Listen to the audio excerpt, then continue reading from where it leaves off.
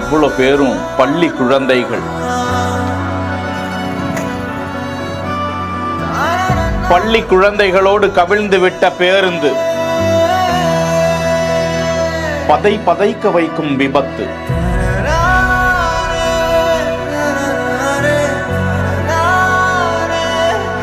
கொத்து கொத்தாக பிள்ளைகளை மருத்துவமனைக்கு தூக்கிச் சென்ற போது கதறி துடிக்கும் பெற்றோர்.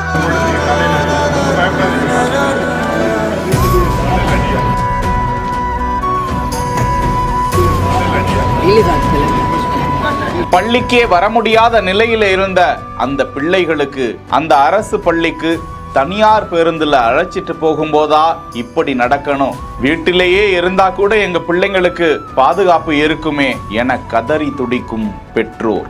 28 மாணவ மாணவிகள் படுகாயம். தீவிர மேல் சிகிச்சைக்காக திருவண்ணாமலை மருத்துவ கல்லூரிக்கு 16 பிள்ளைகளை தூக்கி சென்றிருக்கிறார்கள். திருவண்ணாமலை மாவட்டம் போலூர் அடுத்த தானியார் என்கிற கிராமத்தில் உள்ள ஊராட்சி ஒன்றிய நடுநிலை பள்ளியில் நூற்றுக்கணக்கான மாணவ மாணவியர்கள் பயின்று வரும் நிலையில் அந்த பள்ளி ஜவ்வாது மலையடிவாரத்தில் இருப்பதால் அவ்வளவு தொலைவிற்கு எந்த கிராமத்தினரும் தங்களது பிள்ளைகளை பள்ளிக்காக அனுப்ப மறுத்து வந்தார்களாம். இதனை கருத்தில் கொண்டு பள்ளி நிர்வாகத்தினர் தனியார் பேருந்து ஒன்றினை ஏற்பாடு செய்து தினந்தோறும் போலூர் அருகே உள்ள நேரு நகர், பள்ளக்கொட்டாய், வதியன் கொட்டாய், கொல்லக்கொட்டாய் ஆகிய பல்வேறு கிராம பகுதிகளை சேர்ந்த ஏழை எளிய மாணாக்கர்களை அந்த தனியார் பேருந்தில் ஏற்றி சென்று படிக்க வைத்து மீண்டும் அவர்களது பகுதிகளில் இறக்கிவிட்டு வந்திருக்கிறார்கள். இந்த நிலையில்தான் இன்று அந்த நடுநிலை பள்ளிக்கு மாணாக்கர்களை ஏற்றி சென்று கொண்டிருந்த போது ஓட்டுநரின் கட்டுப்பாட்டை இழந்து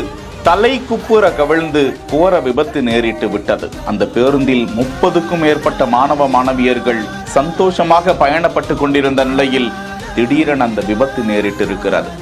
28 மாணவ மாணவிகள் இந்த விபத்தில் படுகாயமடைந்ததாக கூறப்படுகிறது. உடனடியாக அத்திமூர் ஆரம்ப சுகாதார நிலையத்திற்கு அந்த மாணவ செல்வங்கள் தூக்கி செல்லப்பட்ட நிலையில் அதில் 16 மாணவர்கள் படுகாயமடைந்திருப்பதாக கூறி திருவண்ணாமலை அரசு மருத்துவக் கல்லூரி மருத்துவமனைக்கு அனுப்பி வைக்கப்பட்டிருக்கிறார்கள். போலூர் நகர காவல்துறையினர் விபத்து குறித்து வழக்கு பதிந்து விசாரித்து வரும் நிலையில் அப்பகுதியில் இந்த சம்பவத்தால் பெரும் சோகம் நிலவி இருக்கிறது. செய்திகளை வழங்குவோர் Lexco holidays, MCR pure cotton club, doctor Srivarma wellness.